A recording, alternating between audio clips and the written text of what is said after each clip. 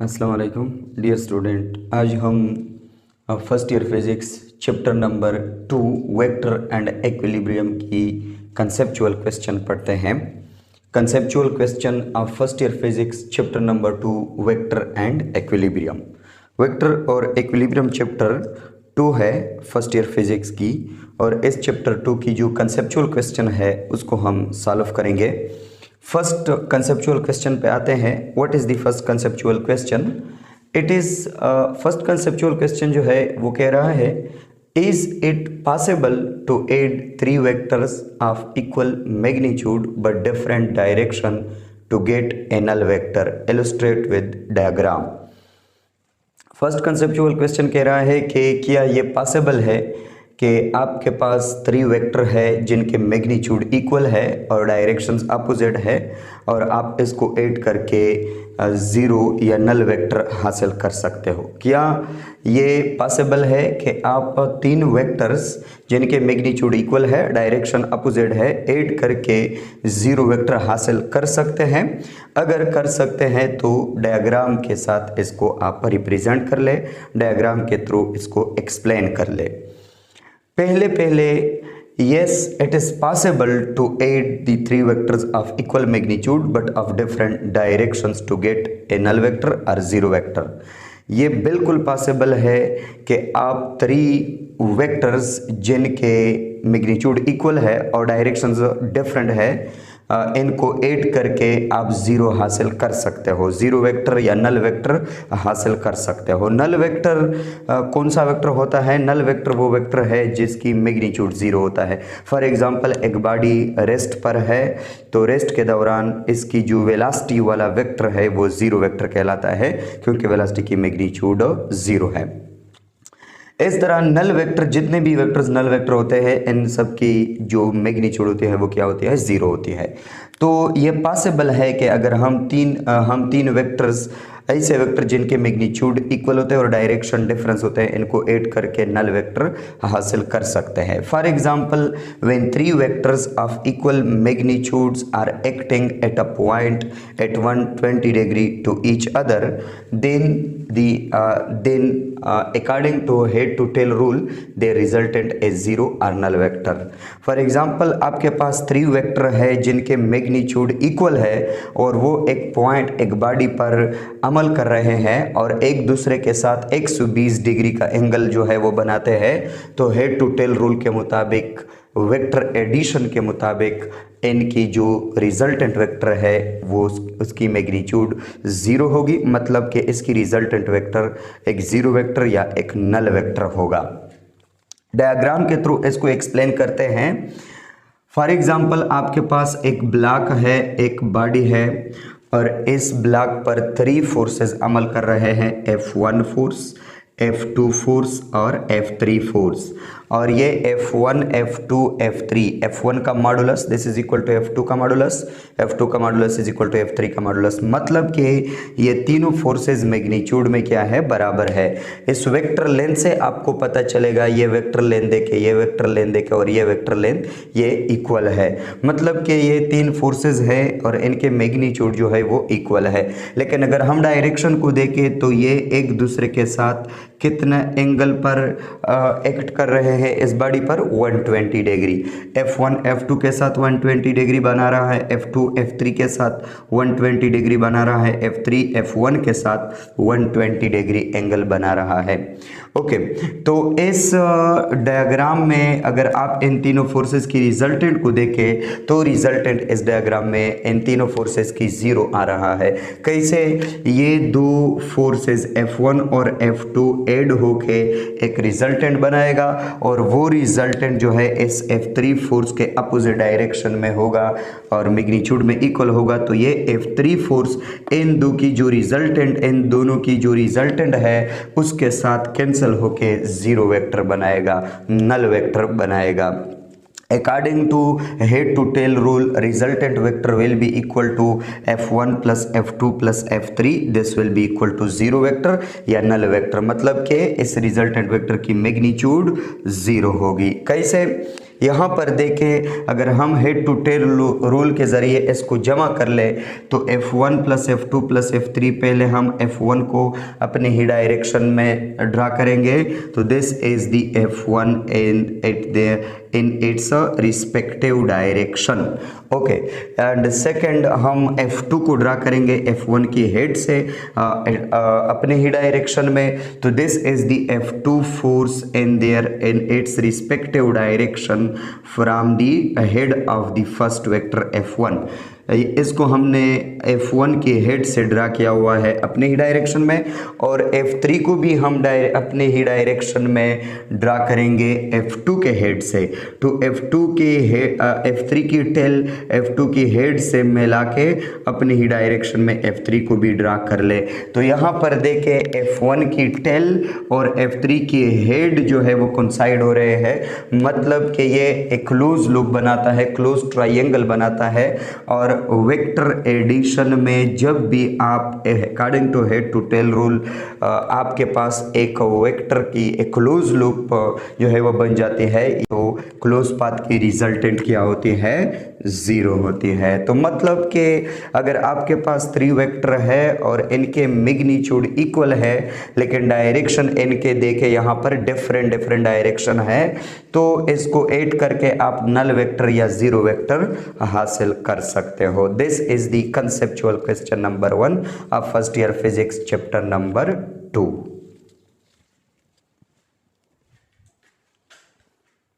Conceptual question number 2 देखते हैं। Conceptual question number 2 क्या है?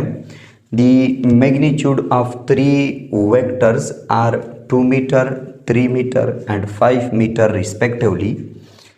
The direction are at your disposal. Can these 3 vectors be added to yield 0? Illustrate with diagram. ये question कह रहा है कि आपके पास 3 वेक्टर्स है जिनकी magnitude 2 metre, 3 metre and 5 metre respectively है बिलतरतीब। The direction are at your disposal, directions आपकी चॉइस पर है, जहां जिस डायरेक्शन में आप इन तीनों को लेते हो ले ले।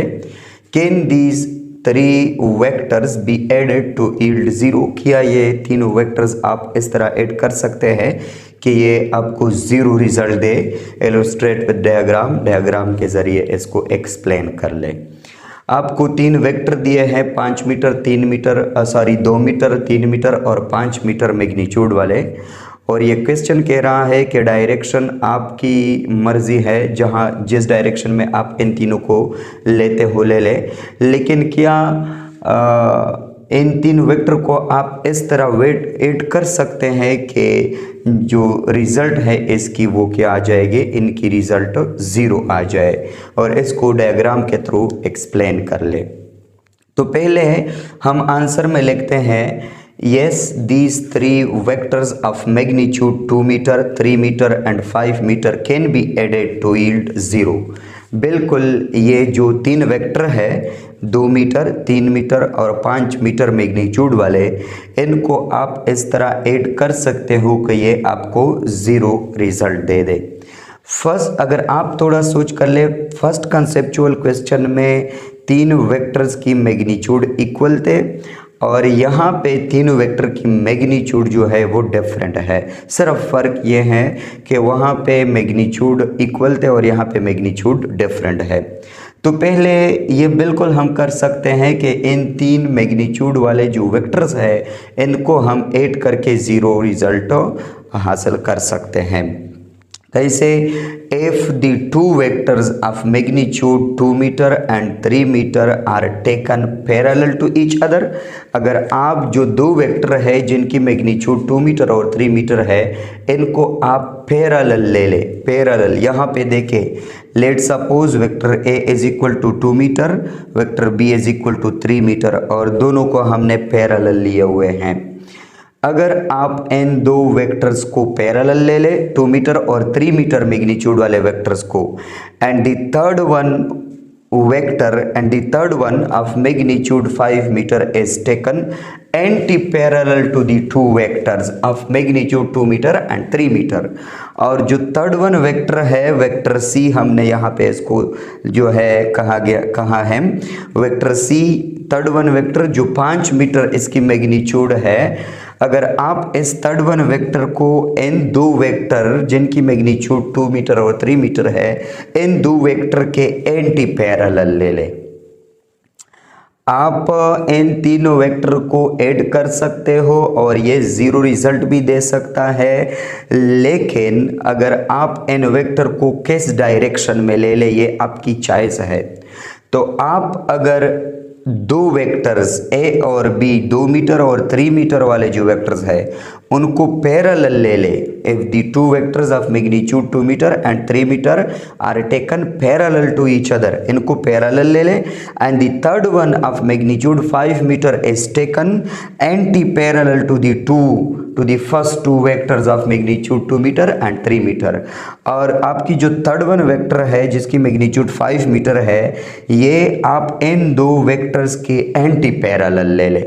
मतलब कि दो वेक्टर्स को हमने पैरेलल किए 2 मीटर और 3 मीटर मैग्नीट्यूड वाले, और थर्ड वन वेक्टर 5 मीटर के मैग्नीट्यूड वाला जो वेक्टर है इनको हमने इन दो वेक्टर के एंटी पैरेलल लिया हुआ है। अगर आप इस तरह की डायरेक्शन इन तीनों वेक्टर्स को देते हो तो आप इनकी एडिशन से जीरो रिजल्ट हासिल कर सकते हो। So the two vectors of magnitudes 2 meter and 3 meter, so the two vectors जो है 2 मीटर और 3 मीटर्स मैग्नीट्यूड वाले वेक्टर जो आपने पैरेलल लिए हुए हैं will be added to each other, और ये आपस में ऐड होंगे क्योंकि ये पैरेलल है, and their resultant will be 5 meter, और इन दोनों की रिजल्टेंट 5 मीटर आ जाएगी। यहाँ पे देखे a plus B 2 meter plus 3 meter, this will be 5 meter क्योंकि ये पैरेलल वेक्टर है, and the resultant will be 5 meter in the opposite direction to the third vectors. इसकी रिजल्टेंट 5 मीटर आ जाएगी, लेकिन ये दो वेक्टर्स इस थर्ड वेक्टर के एंटी पैरेलल है, तो मतलब कि इनकी जो रिजल्टेंट है वो भी इस थर्ड वेक्टर के एंटी पैरेलल होगा। तो their resultant will be 5 meter, इसकी रिजल्टेंट 5 मीटर होगी, एंड द अपोजिट डायरेक्शन, और डायरेक्शन में अपोजिट होगी टू दी थर्ड वेक्टर के डायरेक्शन में अपोजिट होगा। Of magnitude 5 meter, magnitude 5 meter होगा लेकिन थर्ड वेक्टर की डायरेक्शन में अपोजिट होगा। यानी जो मैग्नीट्यूड है रिजल्टेंट की वो तो 5 मीटर है, लेकिन जो थर्ड वेक्टर है जिसकी मैग्नीट्यूड भी 5 मीटर है उसके अपोजिट डायरेक्शन में ये रिजल्टेंट वेक्टर आ जाएगा। So they will cancel each other, और ये इन दो वेक्टर की रिजल्टेंट जो कि 5 मीटर आ रहा है, और जो थर्ड वन वेक्टर जो कि ऑलरेडी 5 मीटर दिया हुआ है, ये दो वेक्टर्स आपस में एंटी पैरेलल है और मैग्नीट्यूड में चूंकि इक्वल है तो इसलिए so they will cancel each other, तो ये दो वेक्टर आपस में कैंसल होके and the final result will be 0, और आपको जो फाइनल रिजल्ट है वो 0 मिल जाएगा। ये वेक्टर ए है 2 मीटर, ये वेक्टर बी है 3 मीटर, 2 मीटर और 3 मीटर जो है पैरेलल है, वेक्टर सी 5 मीटर है जो कि थर्ड वन वेक्टर है और वो इन दो के एंटी पैरेलल है। अब हम ए और बी को ऐड करते हैं, 5 मीटर रिजल्ट आ जाएगा, और वेक्टर सी जो थर्ड वन वेक्टर है उसको ड्रा करते हैं इस रिजल्टेंट वेक्टर के अपोजिट डायरेक्शन में। तो इस तरह हमारे पास फाइनली दो वेक्टर बनते हैं, एक ए प्लस बी वेक्टर है और एक वेक्टर सी है। ए प्लस बी वाला वेक्टर सी के अपोजिट डायरेक्शन में है और मैग्नीट्यूड में चूंकि इक्वल है तो इसलिए इन दो वेक्टर्स की रिजल्टेंट क्या आ जाएगी, 0 आ जाएगी। This is the conceptual question number 2। Conceptual question number 3 solve करते हैं। कंसेप्चुअल क्वेश्चन नंबर 3 क्या है, what units are associated with the unit vectors I J K and K. I J and के ये कह रहा है कि जो यूनिट वेक्टर है आई जे एंड के, इनके साथ कौन से यूनिट्स जो है वो एसोसिएटेड है। आई जे के यूनिट वेक्टर के साथ कौन से यूनिट्स ऑफ वेक्टर एसोसिएटेड है। आंसर में हम लिखते हैं no units are associated with the unit vectors I J and K. I J के जो यूनिट वेक्टर है इनके साथ कोई भी यूनिट जो है वो एसोसिएटेड नहीं है। Because unit vectors are unitless, क्योंकि यूनिट वेक्टर यूनिटलेस होते हैं and they specify only the direction of vector in X Y Z coordinate system. और ये यूनिट वेक्टर सिर्फ और सिर्फ गिवन वेक्टर की डायरेक्शन को स्पेसिफाई करता है X Y Z coordinate system में। Unit vector are also called direction of vectors. Unit vectors को आप डायरेक्शन ऑफ वेक्टर भी कह सकते हो। Unit vectors are also called direction of vector. Vector की डायरेक्शन को एक्चुअल यूनिट वेक्टर कहते हैं and direction have no unit, और डायरेक्शंस के कोई यूनिट्स जो है वो नहीं होते। मतलब यूनिट वेक्टर्स आई जे के की कोई यूनिट नहीं है, इसके साथ इनके साथ कोई यूनिट एसोसिएटेड नहीं है। Because I J K are unit vectors and unit vectors only show the direction of a given vector, not the unit of any vector. Unit vector का जो फार्मूला है वो यहाँ पे मैंने लिखा हुआ है, A unit vector will be equal to vector A divide by vector A की मैग्नीट्यूड। अगर आप एक वेक्टर को इसकी मैग्नीट्यूड पे डिवाइड करते हो तो आपके पास जो क्वांटिटी आएगी वो यूनिटलेस आएगी, और इसकी जो मैग्नीट्यूड होगी, मैग्नीट्यूड की जो न्यूमेरिकल वैल्यू होगी वो हमेशा के लिए 1 होगा। तो इस तरह vector A divide by vector ए का मैग्नीट्यूड से सिर्फ और सिर्फ 1 आता है, जो कि यूनिटलेस है। कैसे 1 आता है, एग्जाम्पल में हम इसको सॉल्व करते हैं। The numerical value of magnitude of unit vector is always equal to 1। Unit vector की मैग्नीट्यूड की न्यूमेरिकल वैल्यू 1 के बराबर होता है। न्यूमेरिकल वैल्यू मैंने इसलिए लिखा है, डायरेक्टली मैंने ये नहीं लिखा कि the magnitude of unit vector is equal to 1, बल्कि मैंने लिखा कि the numerical value of magnitude is of unit vector is equal to 1 because unit vector की मैग्नीट्यूड नहीं होती।